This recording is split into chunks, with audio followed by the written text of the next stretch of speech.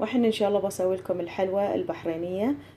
نبتدي بالمقادير. بحتاج الى سكر ونشا وماء، وعندي مجموعة من المكسرات المشكلة، وبحتاج الى زيت، شوي من لون الزعفران هيل، وعندي زعفران وماي ورد.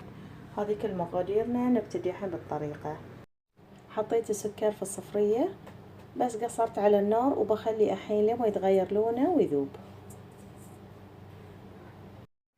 نص كمية الماء سخنته، والنص الثاني بضيف عليه النشا. طبعا الماء اللي حطيت فيه النشا لازم يكون بارد. الحين بضيف عليه اللون والهيل والزعفران وماء الورد، بس اخلط كل هالمقادير مع بعض وبخليه على صوب. شوفوا بدأ السكر يذوب. الحين بضيف عليه الماء الحار. من يبتدي السكر يذوب مرة ثانية بضيف الحين خليط النشا وبحرك فيه. الحين استمر في التحريك لين ما يغلق عندي القوام ويتغير لونه. لحظة وبدأ يتغير لونه.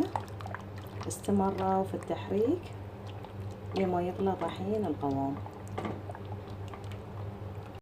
الحين بضيف عليه الزيت وبستمر في التحريك.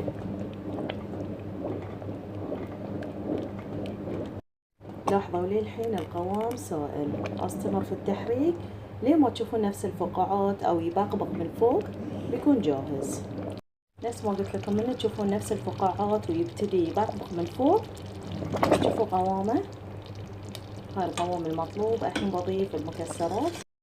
حطيت جزء بسيط من المكسرات، باقي المكسرات بعدين بزينه من فوق. شوفوا هاي القوام المطلوب حق الحلوى، لان انا مو بالحلوى تكون كلش صابكه.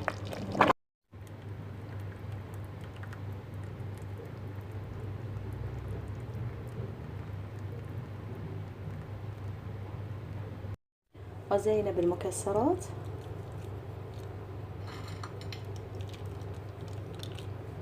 وبحط رشة من الهيل. وهذه كانت طريقة الحلوى البحرينية. شفتوا شلون المقادير سهلة والطريقة سهلة.